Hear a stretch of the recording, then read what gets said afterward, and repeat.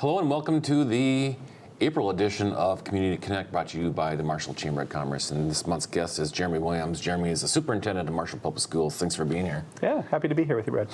Let's talk about all the good things that happened in March. One thing I know that Jeremy and I were both at was the State of the City address. That was on March 6th. Once again, another great turnout. We had about 140 people. Very excited for 2024. Yeah, a lot of things going on. It's always fun to hear that update from the mayor and from Sharon about what's going on in town. A lot of exciting things. You know, one of the things I love about that event is when people will tell me, like, I wish there was, I wanted to stick around so I could hear more. So, and 2024 should be a pretty good year for development around the city of Marshall as well. The Lyon County Pheasants Forever Banquet was on March 9th. It's the 41st year for that. They had 240 people attend this year, so congratulations to all the hard workers that put on this year's event this year. The Downtown Business Association on St. Patrick brought back the St. Patrick's Day Parade on March 16th, and what a huge success that was. Over 45 units in the parade this year. Decent weather, a little chilly, but the downtown bars were bursting at the seams, and with a couple of them that had record-breaking sales that day. Were you around for that day? We were not around that day, no, but it's always a good day, and the weather, like you say, was nice. Yeah, it's nice. It was the first year in 5 years that we had it, so 2019 was the last year we had it. So thanks to Mavi and Shelby at our chamber staff that put that back together. The Belter Windows Siding Roofing Home Show was at the Red Baron on the 23rd and 24th. Of course, most people were there on the 23rd. 24th is when we got this lone snowstorm of the year. Great turnout on Saturday. Thanks to all attended. Thanks to Marshall Radio for putting on a great show for that. On the chamber side of things, we were excited to hear from Dr. Amy Full and check out her office for young professionals this past month. We also did a ribbon cutting for Full Smile Dentistry shortly after that. So welcome to Dr. Amy Full to the business community here in Marshall. So again, so this month's guest, Jeremy, a very familiar face as he's on this channel with Tiger Talk. Himself. He's actually probably does. We're kind of switching roles here a little bit. Switching roles, but I get the same seat. Yep, so we're good. Yep. So let's talk about some of the good things that are going on at Marshall Public Schools. Last year's legislative session brought some questions about what the student resource officer at the schools can do and caused some big conversations around this state. In fact, for a while they were talking about having a special session last year to fix it. Now this year, another law has passed that clarifies the SRO role. Has this impacted Marshall Public Schools? You know, Brad, we've really been fortunate in Marshall to have a really good relationship with the Marshall Police Department. We work very closely with Jim Marshall, the Chief of Police, and with Sarah Van Louis. Sarah's been our SRO for 15 years in the district. And we talk a lot about what those roles are. So yeah, there was some confusion when that law was passed about what can she do and what can't she do. The reality is she's there not just for when things aren't good, but just to build relationships and help kids understand that the police are a resource in our community. So we have a lot of those conversations with kids. That part never changed. When she's intervening, if there is something going on in the district, something extreme, she still can intervene. So she never left this school. She was in all along, and now the clarification on what that role looks like. And when we talk about Sarah, well, she's our full-time SRO that's there most of the time. Other officers are always available too. So we call others and come in. And so I think going forward, we're very fortunate to have that relationship with Marshall Police Department and be able to continue that in the schools. So yeah. That's good. Sarah is, she's been here forever. She grew up here in Marshall, and she's got a great face at the school. Enrollment is always a big topic. My daughter is a freshman right now, and I know that class is huge. It's a big topic, as you guys are getting ready to set the school budget. What is the projection for enrollment? Yeah, enrollment's it is a big topic. You'd hear a lot of schools talking about declining enrollment. And we've been fortunate, Marshall, we're not seeing declining enrollment really at all. We've seen growth over the last number of years. You're absolutely right. Our freshman class is as big as it's ever been. Our high school has as many students in it as we've ever had in the high school. But over the entire district, enrollment's steady. When we look at enrollment, we look at where we are last month, where we were last year, and kind of as we're building projections for going forward. We're right at about 2,500 kids, just over that district-wide right now. And our projections for next year, that's going to hold right in that area. So, growth is nice, but we're happy to have steady enrollment, not declining enrollment. That means we can continue programming and staffing for kids at levels that we're at. So I've heard you talk a little bit about diversity. Speaking of diversity, where are you seeing biggest growth? And also, what is the role of the parent-student connectors and how they play to new country families? Yeah, that's a good question. So we get asked that a lot. Our parent-student connectors, they're hired, their staff who, translator might be the easiest way to explain for people. They come in, we've got parent-student connectors that speak Spanish, Somali, and Karen, so 3 different languages that they speak. Our kids speak a wide variety of languages in town. So trying to meet the needs of the most where we have the biggest need there. They come in, they help families with registration, they help families with navigating just that first experience in the school. But then you think about everything, every communication happens between the school and home, which is a lot of things taking place. They're that liaison for all those families that don't speak Spanish. So, and when we've talked about, you say, well, did you just translate the newsletter into Spanish or all the handouts go in Spanish? We don't do that. It's easier typically to have an actual voice conversation. So a lot of it's they spend a lot of time on the phone or sitting down face to face with families and talking about conferences and talking about parent meetings and talking about just those transitional services that happen within the school. And you think about all the different kids at all the different grade levels, it keeps them busy. But you asked about diversity and the students coming in. The majority of our students that are new to our school, new to country, are coming from Central America. So we see from Guatemala, from Honduras, from Mexico. That's a lot of them. We still see a few Korean families coming in. It really seems to change. You see in waves maybe some different things. But most of them are those Central American countries coming in, and most of them are speaking Spanish when they come to us. So a lot of translation needs to make them help them assimilate into our schools. Yeah, so I was at teacher conferences a few weeks back, and Jesus Reyes, who is the community connector for Hispanic families, was sitting there at the conference with the teacher, translating with the kid and the parent right there to the teacher. It was very impressive. It was just very hands-on learning for me to see Jesus do it. It was very impressive. Yeah. Jesus is great. He does a lot of things for us in the district. He's parent-student connector. You've seen him at Crossing Guard. He's on the corner on Main Street by the Coke plant. He coaches some soccer for us in the district. So great person, helps out our families in a big way. Yeah, he's a good man.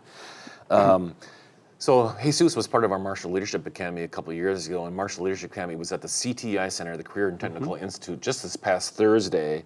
It opened last fall. What programs in the district currently run at that site? Yeah, we're super excited about that site, Brad. It's something we talked a lot in the preparation for that program. How can we connect kids to careers in town? We talked about how many careers exist in Marshall that our kids just aren't necessarily aware of. And our mission at the school is prepare kids for future success. So preparing for success is thinking about how can we help them find employment after school, whether there be some additional education going into that or not. A lot of talks with businesses, a lot of talks with the chamber, with the private industry council, thinking about where is the biggest need and how can we support that through the school district. And where we landed was, to start with, we're offering welding classes out there. So we call them our institutes. So our manufacturing institute, where we're teaching welding, our automotive institute, where right now we're doing some advanced automotive classes, like we have a brakes and suspension class, we have a steering class, electronics class taking place. So the kids come out and learn those. These are the advanced level things, the intro things at the high school, and they come out here and learn the more advanced level courses. And then our medical classes, where we're teaching CNA right now, with the idea that we want to expand in the future to other things as well. But starting with some things we already had in place, where we can expand to the advanced level things, and it's been very successful so far. No, that's exciting. As I mentioned, we were just out there last Thursday with our Leadership Academy, and also last December, we had a business after hours out there. We had about 120 people out there, and which was really exciting to see. A lot of business support, and if you ever go down to the CTI Center, you'll see the business support right on the wall as you walk in, I should say. I know there's a second building that you guys have purchased that right behind. Let's talk about that and the growth for the CTI. Yeah, we've actually got 3 buildings out there. There's the main classroom center, and there's a storage building, and in the back is our right now it's a warehouse building. But the idea is eventually, that building is actually one that blew down in the storm a year ago. That it was the one building we weren't going to do anything to on that site. It was going to have no reconstruction and end up being completely rebuilt. We'd like to expand and do some construction trades classes out there eventually. It's a bigger space, bigger overhead doors for getting things in and out. So we visited CTI centers or CTE education centers in multiple different districts, and they do all sorts of amazing things. We got into some where they have, in Sioux Falls, they have like an airplane hangar where they actually build houses. They have two houses under construction all the time. Now that's a dream. It's not going to be in the next couple of years, but we can start smaller. We can do certainly some construction trades. We know there's a big need in town where there's some meaningful employment for our kids, and we can connect with employers that are willing to work with us to help prepare our kids for that. So I'd like to see us doing that. Plumbing, electrical, HVAC, all those things, there's needs for those tradespeople in town that we can prepare kids in high school to go out and, whether they go on to school or they go out and just start working with an employer who will support them going forward too. So a lot of partnership opportunities with that, and know that we can prepare kids for the future, which is what our goal is. That was really exciting, because, kind of keeping an eye on the Capitol, there's all sorts of housing legislation and housing, all sorts of things going on there. Bottom line, there aren't a lot of builders left, so we need to start with these builders grassroots right here at the public schools, not only in Marshall but statewide. So that's very exciting. I kind of touched on it a little bit about the community support and the wall as you walk into the Current Technical Institute. Tell us more about that community support, and if someone would like to learn more, who should they contact? Yeah, good question. So you walk in the center, and the whole wall when you first come in, it's our donor sponsorship wall. So we've had overwhelming support from community people saying, we want to be part of this. We want to see what's going on, and we want to help work with these kids. So recognizing those sponsors, and it's kind of a lot of sponsorship levels available, from $100 range they can get on the board as a friend of CEO, all the way up to the $10,000 range where they could name a bay. And we've got some sponsors. Avera is a sponsor of our medical lab, so it's the Avera lab. They've made some donations, and they help, whether it be classroom speakers, internships for our students, going out and doing maybe some on the job site things with different kids, and then certainly the financial support to buy the equipment and the tools we need for that too. You go out to the welding side, and Carlson Stewart helped support a virtual welder for our kids, so they can put on, it's like a virtual reality goggles they put on, and they can practice welding without any waste or any material, and no one's gonna get hurt, as we're learning some of those things there. So that's been really good. We'll take that to trade shows and do some things there. So they've been a great partner with that. Abra and Lockwood Motors have sponsored in the automotive base. Certainly Chet's a great sponsor, great connection for our kids, talking about his businesses and how our kids can be part of, what's going on in the community there. So there, plus all sorts of other levels where people can support that. So if someone wants to know more about that, give us a call at the school at 537-6920 at the high school. We'll connect you with the right people and have those conversations. I should mention, as part of that conversation, the Pride in the Tiger Foundation, Krista Biala, they've really stepped up, and they're partnering with us to do that work too. As a school, we don't ask for money. We don't take collections. We don't. That's just something that's not in our wheelhouse. Pride in the Tiger, that is what they do. They support educational, these extra things in the schools. So Pride in the Tiger is taking the lead with that with us. So a good partnership there, and the donations actually get made to Pride in the Tiger and gets written right back to the school for those supplies and tools that we need. Such a great place. So if you haven't seen it, if you're willing to support the CTI Center, it is well worth it. Give them a call at the number that Jeremy had mentioned. So, yeah. Jeremy, a lot of good information from Marshall Public Schools. Thanks again for being here. Happy to be here. Let's talk about all the good things that are happening here in April. There are 2 month-long fundraisers that are going on. The first is a Stick a Fork in the Cancer fundraiser that benefits the Lyon County American Cancer Society. At certain restaurants in the region, you can attend, and part of the proceeds that will go towards the benefit. More details on the screen, but I know it's in small print. You can also go to the Stick a Fork in the Cancer Facebook group. One place I know you can go is the Varsity Pub, and you can get a buffalo chicken panino, and $1 for those paninos will go towards to the Cancer Society. Similarly, Ultra Metal is partnering with Prairie Home Hospice all month long. Any individual or business can participate by bringing scrap metal for recycling to Ultra Metal and donating the proceeds to the Prairie Home Hospice fundraising account. Proceeds from the community scrap donations will be matched dollar for dollar by Ultra Metal Trading Corporation. 3 upcoming events on April 20th that are worth noting. First is the annual Kindle Market event at the YMCA from 9 to 1. At this event, you can expect all of our local youth entrepreneurs selling products. Very fun event to see them work so hard to be a young business people. And Jeremy, I know Olivia, your daughter, is part of the CEO. Not too sure if she's going to be there that day, but you got to love young business people. That's, we talked just a little bit ago about building kids ready for future, and that's exactly what the program is. I'm so excited about that program for our kids and the amazing things they do. This isn't a little kid thing.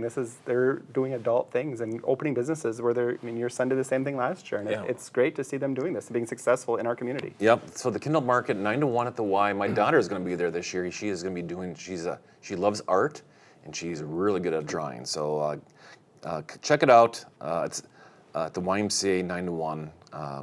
On the 20th. Also on the 20th, the Youth Sports and Activity Expo is set, promising a dynamic and engaging event for children and families. So if you're kind of seeking out and wondering what kind of sports and activities for your kids are available, come check out the Youth Sports Activity Expo. It's 9 to 1 at the Red Baron Arena and Expo. I would imagine our friend Ryan will be there with the rugby group. Oh yeah, he's going to be there too. So come check it out.